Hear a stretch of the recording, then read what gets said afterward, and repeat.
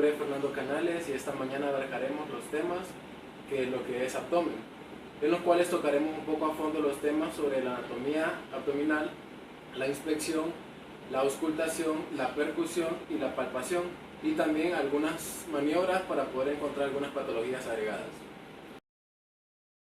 Comenzamos con lo que es la inspección. Como podemos observar en el abdomen de esta paciente, aquí tenemos una paciente femenina, en la cual podemos ver un abdomen sin ninguna presencia de ninguna cicatriz, ni manchas o lesiones, ni circulaciones colaterales, ni presencia de estrías. También podemos observar su respiración, que es una respiración torácica, no presenta ninguna pulsación agregada, ni movimientos peristálticos. Comenzamos hablando sobre la anatomía del abdomen, en la cual la vamos a dividir o en 9 regiones o en cuadrantes, pero en este caso la vamos a dividir en regiones. Tenemos aquí que podemos tener la línea medio clavicular derecha y la línea medio clavicular izquierda. Tenemos una línea pélvica y también una línea submamilar, y también tenemos la línea alba. Utilizamos siempre el ombligo como una referencia anatómica. Tenemos que en este cuadrante, en el cuadrante derecho, que habíamos dicho, tenemos el hipocondrio derecho, en el cual, ¿qué podemos encontrar ahí? Encontramos el lóbulo derecho del hígado, la vesícula y la vía biliar, el ángulo hepático y el riñón derecho. Tenemos en la región epigástrica, aquí, ¿qué podemos encontrar? El estómago, el lóbulo izquierdo, la aorta, la cabeza del páncreas. En el hipocondrio izquierdo encontramos el fundus gástrico, el vaso, el ángulo esplénico del colon y el riñón izquierdo. En este lado tenemos la región lumbar derecha. ¿Qué podemos encontrar aquí? Podemos encontrar el riñón derecho, el asas del intestino delgado. En la región umbilical, ¿qué encontramos? El epiplón mayor, el mesenterio, el colon transverso, la aorta y el intestino delgado. Y en este lado, que es la región lumbar izquierda, podemos encontrar el colon descendente, riñón izquierdo y el asa del intestino delgado. En la región inguinal derecha encontramos el ciego, el apéndice y el ilio terminal. En la región hipogástrica podemos encontrar la vejiga y el útero. Y en la región inguinal izquierda podemos encontrar el colon sigmoide y el anexo.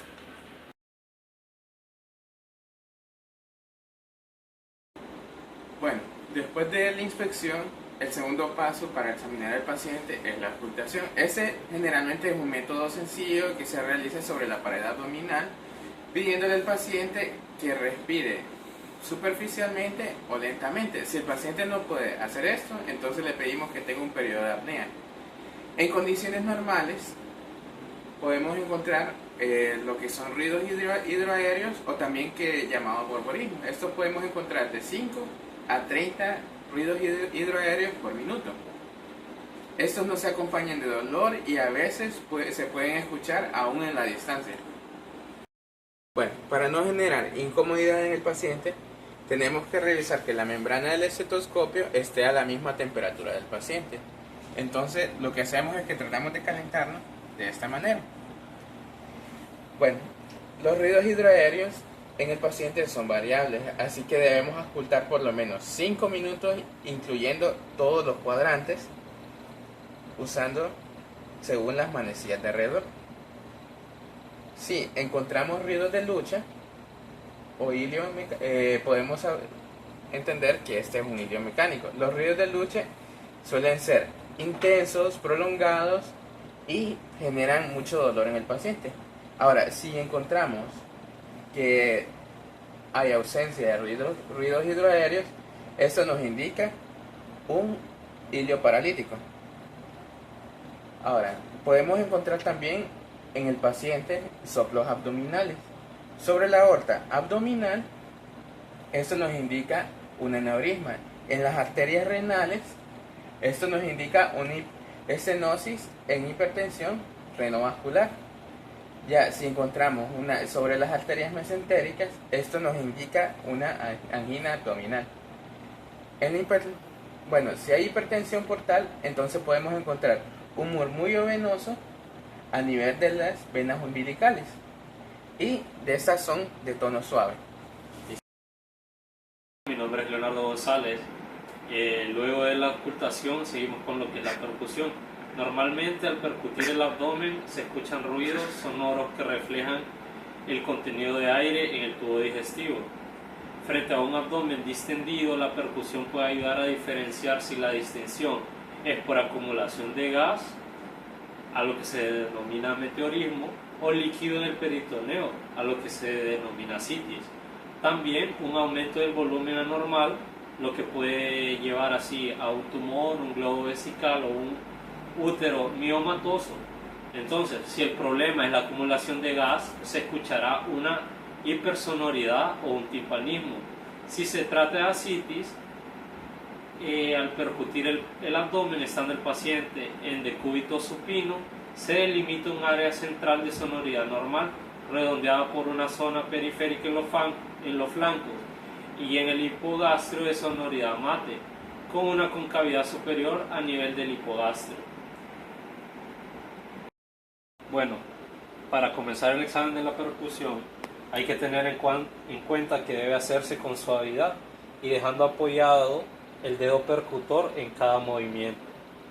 Se percute de arriba hacia abajo en forma radiada, siguiendo, como algunos doctores lo dirían, los rayos del sol. Se comienza desde el apéndice sifoides hasta el hipogastrio.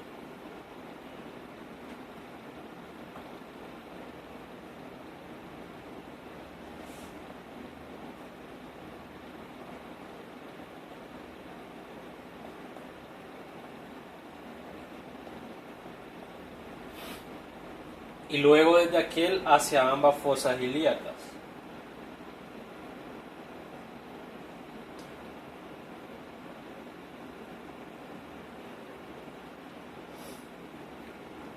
Su utilidad radica en delimitar órganos macizos, principalmente el hígado o el vaso, que dan un sonido mate, y el resto del abdomen es normalmente timpánico. Su sonoridad no es homogénea, pues el timbre varía en los distintos segmentos del intestino y según su contenido gaseoso. Con la percusión se delimitará también el espacio semilunar de Traube en la porción torácica del hipocondrio izquierdo, delimitado por el hígado a la derecha y el vaso a la izquierda. Entonces, en el examen de hígado, la percusión se utiliza para precisar el límite superior. Por la cara anterior se percute desde el tercer espacio intercostal a nivel de la línea medio clavicular y se va descendiendo. El nivel en el que el sonido para de claro a mate corresponde al hígado.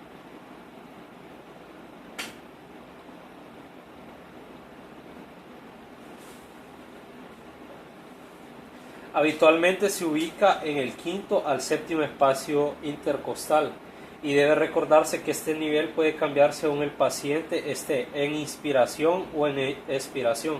Para delimitar el borde inferior del hígado se utiliza predominantemente la técnica de la palpación.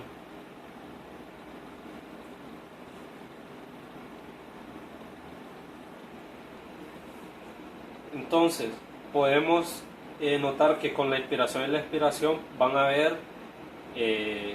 haber cambios de 2 a 4 centímetros dentro de lo normal, que es lo que se originaría con el descenso del hígado. Entonces, cuando sobrepasan estos 4 centímetros normales, podemos percutir una hepatomegalia. Entonces, también tenemos el vaso y se explora mediante la percusión. Se encuentra en una posición oblicua al nivel subcostal en el hemitórax izquierdo, por detrás de la línea medio axilar, y se percute estando el paciente en decúbito supino, tratando de encontrar una pequeña área de matidez esplénica que puede encontrarse entre la sexta y la 10ª costilla.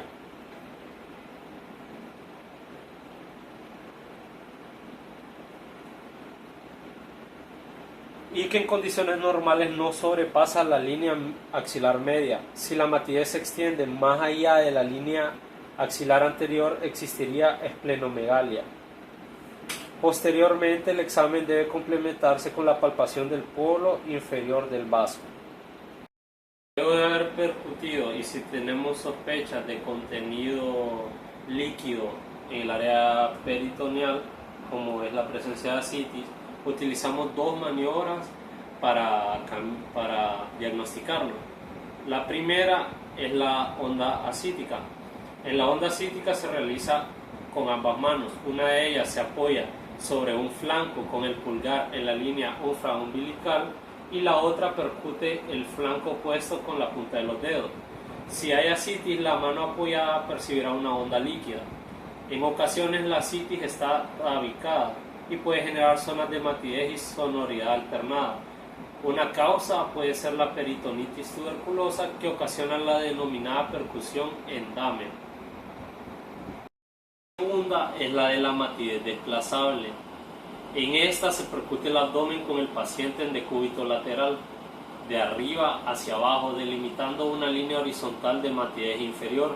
Colocando al paciente en el decúbito opuesto se comprueba el mismo fenómeno y aparece la matidez siempre en la zona de declive, lo que indica la presencia de líquido en la cavidad peritoneal. Como último paso tenemos la palpación, en la cual la palpación se divide en palpación superficial y palpación profunda. A continuación vamos a mostrar un poco de cómo es la palpación superficial.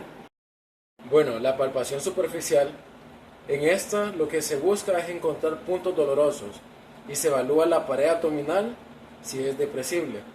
Cuando existe resistencia muscular, puede ser voluntaria o involuntaria. En el primer caso puede verse tensión nerviosa, temor a sentir frío o cosquillas. Es necesario tranquilizar al paciente y solicitarle que se relaje. El examinador debe poner su antebrazo y mano en posición horizontal y los dedos van examinando, ejerciendo una presión suave y uniforme. Se recorre el abdomen en cada uno de esos cuadrantes, teniendo presente que se puede llegar a palpar en cada sector de acuerdo a la anatomía normal. Cuando tenemos la presencia de una patología, digamos que el paciente nos refiere a dolor en cualquier punto, debemos comenzar a palpar de su lado contrario, yéndonos hacia el punto doloroso que nos refiere el paciente. La rigidez puede ser difusa en una peritonitis generalizada o localizada. Algunos cuadros neurológicos impiden al paciente relajar su abdomen. El examinador dedicado trata de provocar el menor dolor posible sin perder la información necesaria para su diagnóstico. Si en algún momento llegamos a sentir alguna masa, debemos precisar la localización, el tamaño de ella, la forma, la consistencia, si es sensible a la palpación, si tiene latido, si se desplaza con la respiración, también si forma parte de la víscera y también su consistencia. En la palpación superficial se efectúa la palpación profunda, mediante la cual se identifican con más detalle las estructuras intraabdominales. Es frecuente que se pueda desencadenar una molestia al presionar sobre el ciego, el colon sigmoides o la aorta. Si se repite la palpación con más cuidado, es posible que la molestia no ocurra. La palpación profunda se puede efectuar con una o las dos manos. En esto se influye mucho la experiencia que el examinador se haya ido formando y finalmente lo que a él le resulte mejor. Finalmente, con la información recogida, se trata de interpretar a qué corresponde, si es una vesícula inflamada o un globo vesical, una esplenomegalia o un aneurisma de la aorta. Ocasionalmente podría ocurrir que se palpa algo, pero no queda claro si forma parte de la pared abdominal o es intraabdominal. Una maniobra que ayuda a hacer esta diferenciación es pedir a la persona que intente sentarse mientras uno está palpando la masa. Si es de la pared, se sentirá más o menos igual, y si es intraabdominal, tiende a palparse menos o desaparecer. Comenzando con la palpación profunda, tendremos el examen del hígado, en el cual determinaremos el borde inferior del hígado, el cual se efectúa mediante la palpación. Estando el paciente en decúbito dorsal, se va con la mano al encuentro del borde inferior al momento en que el paciente efectúa una inspiración. Algunas personas prefieren palpar con la punta de sus dedos o con la mano en dirección al tórax. Otros lo hacen enganchando con la mano en garra el borde inferior con la mano en dirección al abdomen y los dedos flectados. conviene partir palpando unos 4 centímetros por abajo del borde costal e ir subiendo hasta lograr sentir el borde inferior. Y si el hígado fuera muy grande y no se palpó suficientemente bajo, podría no captarse el borde inferior.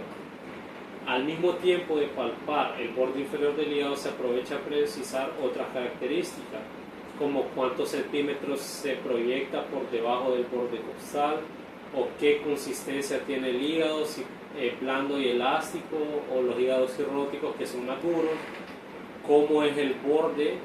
Lo normal es que sea redondo. En un hígado cirrótico puede ser más cortante. En caso de hígados que se proyectan varios centímetros bajo el reborde costal y en personas delgadas, podría llegar a ser posible palpar la superficie visceral del hígado, estando o sintiéndose liso. Respecto a la vesícula biliar, normalmente no se palpa. Cuando se inflama, como en una colecistitis, el signo cardinal es el dolor que aumenta con la palpación, o signo de Murphy positivo. En estados más avanzados, el proceso inflamatorio lleva a una reacción local de los tejidos vecinos y se forma un patrón vesicular o plastrón. En estos casos se palpa una masa subcostal dolorosa de límites difíciles de precisar. Incluso puede ser difícil de diferenciar de un tumor de la vía biliar. A veces la vesícula está dilatada por obstrucción del conducto cístico o al nivel del bacinete por un cálculo y se palpa como una pera, algo que se denomina hidros vesicular.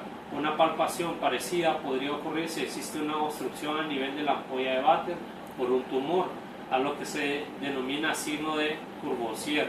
Estas vesículas habitualmente no duelen y el paciente está ictérico. En la palpación profunda, tratando de determinar el hígado por debajo del borde costal, utilizamos los dedos y vamos en dirección al tórax para tratar de determinar el tamaño del hígado. También usamos la mano en forma de enganche o como gancho para tratar de delimitar dónde se encuentra este hígado y determinar sus características como ya lo había descrito. Para palpar la vesícula biliar o determinar la presencia de una colecistitis, trazamos una línea imaginaria desde el ombligo hacia la línea axilar. Exactamente en el punto donde se encuentra el borde costal, lo denominaremos punto de Murphy y pedimos al paciente que meta aire e inspire, y si en el momento del encuentro entre la vesícula biliar y la expiración, si se produce dolor, se denominará signo de Murphy positivo. Bueno, ahora, en la exploración física de los riñones, estos generalmente no son palpables. Cuando son palpables nos pueden indicar alguna patología. Los riñones los podemos encontrar en la parte posterior del abdomen, a nivel retroperitoneal, y en su parte superior están protegidos por las costillas flotantes. Generalmente el riñón derecho, este es un poquito más bajo que el riñón izquierdo y es como que el que más se puede llegar a palpar. Cuando los riñones se encuentran aumentados de tamaño, eso nos puede indicar una hidronefrosis, un riñón poliquístico, puede ser también por tumor renal o también en algunos casos por tosis renal. Bueno, estos se palpan generalmente con una mano por delante y la otra mano por detrás. Entonces, al paciente se le hace una presión como en forma de sándwich, pidiéndole que el paciente inspire y se hace la presión tratando como de atrapar el riñón. Generalmente, como les había dicho, no se va a encontrar el riñón. Asimismo, lo hacemos en el otro lado. Expire. Bueno, le pedimos de nuevo al paciente que inspire y tratamos de palpar el riñón. Expire. 3, Ahora haremos el examen físico de vaso. Generalmente el vaso, así como los riñones, no se logra palpar. Y cuando se palpa, ese es en el podio inferior y es principalmente, se palpa en niños. Bueno, entonces lo que hacemos es que ponemos la mano en el hipocondrio izquierdo, tratando de, le pedimos al paciente que haga una inspiración profunda y tratamos de colocar, lo tratamos de palpar. Ahora, expira. A nuestro paciente no se le logra palpar el vaso. Generalmente podemos hacer esto, o así como en los riñones, ponemos una mano sobre la parrilla costal y le pedimos también al paciente que inspire. Y tratamos de buscar el vaso. Ahora expire. Al paciente tampoco se le logra palpar. La aorta normalmente solo la encontramos en pacientes delgados al hacer la palpación profunda. Y en estos pacientes se puede sentir las pulsaciones. En los pacientes mayores es importante encontrar el diámetro, ya que esto nos puede indicar un aneurisma. El diámetro normal no tiene que superar de los 3 centímetros. Lo general, el promedio es de 2.5 centímetros. A nuestro paciente suele ser muy difícil encontrar la aorta abdominal. En el caso de nuestro paciente, evaluaremos si éste presenta apendicitis aguda, para lo que realizaremos 3 signos o puntos dolorosos, dentro de los cuales tenemos el signo de McBurney, el signo de Robson y el signo del psoas. Para empezar, tenemos el signo de McBurney. En el signo de McBurney trazamos una línea imaginaria entre el ombligo y la espina ilíaca anterior derecha. Lo dividimos en 3 tercios. Y el punto entre el tercio medio y el tercio externo es el denominado punto de McBurney.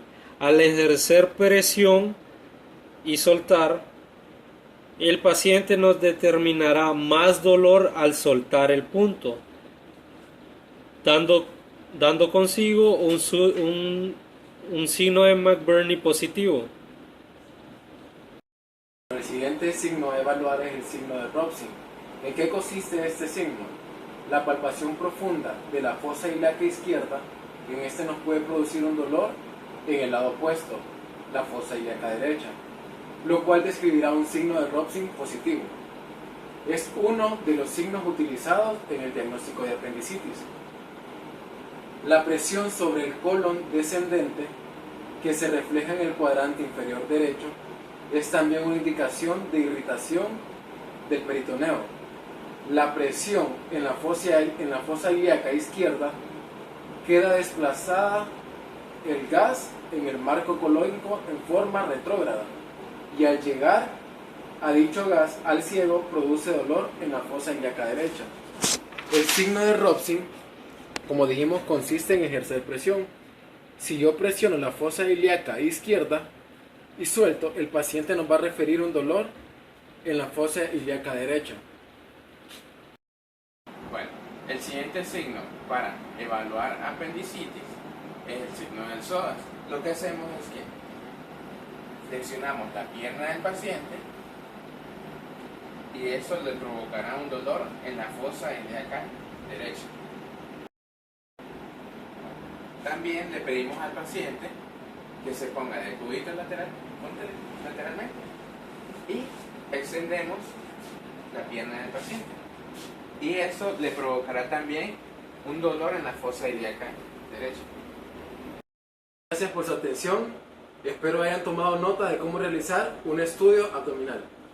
Bueno, en el examen de abdomen también lo podemos dividir en 4 pasos, que son la inspección, la auscultación, la percusión y la palpación.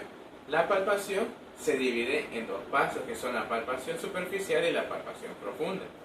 Y también tenemos que tener en cuenta las distintas patologías que puede presentar un paciente en el abdomen, para la cual hay diferentes signos. En nuestro caso utilizamos la apendicitis aguda como la patología, y los 3 signos que utilizamos también fueron el signo de McBurney, el signo de Rousing y el signo del psoas.